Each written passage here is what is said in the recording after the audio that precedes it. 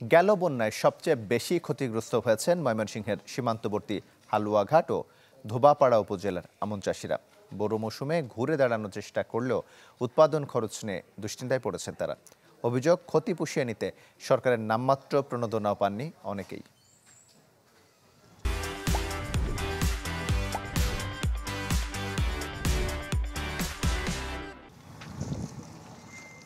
বোরো ধানের চারা রোপণ করছেন ময়মনসিংহের ধোবাউড়ার চাষি সফরউদ্দিন।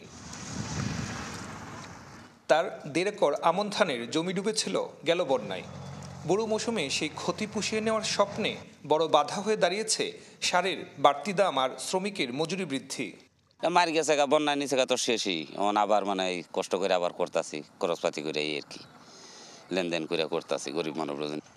সফরউদ্দিনের মতো ধোবাউড়া ও হালুয়াঘাট উপজেলায় লাখো কৃষকের আমন ধান নষ্ট হয়েছে বন্যায়। কৃষি উপকরণের দাম বাড়ায় চিন্তার ভাঁজ কপালে নিয়েই ঘুরে দাঁড়ানোর সংগ্রাম করছেন তারা। আগে আছেন আপনার 500, এখন 700-800 লোন লাগে।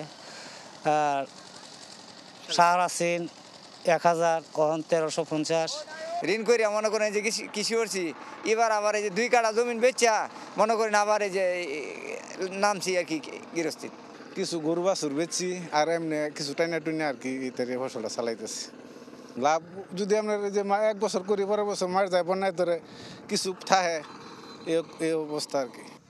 কৃষকদের অভিযোগ, বন্যা পরবর্তী সময়ে প্রণোদনা দেওয়ার কথা থাকলেও তা পায়নি অনেকে। যদিও কৃষি কর্মকর্তার দাবি, সাধ্যমতো প্রণোদনা দেওয়া হয়েছে কৃষকদের মাঝে। কৃষি কর্মকর্তাগণ যারা আছেন তারা দিয়ে যাচ্ছেন, তার সাথে আমাদের কৃষি সম্প্রসারণ অফিসার, অতিরিক্ত কৃষি অফিসার, উপজেলা কৃষি অফিসারগণ সার্বক্ষণিকভাবে তাদের পরামর্শ সহায়তা দিয়ে যাচ্ছেন। জেলায় বুড়ো আবাদের জন্য প্রণোদনা হিসেবে মাত্র 60,000 কৃষককে দেওয়া হয়েছে 2 কেজি করে হাইব্রিড বীজ ধান।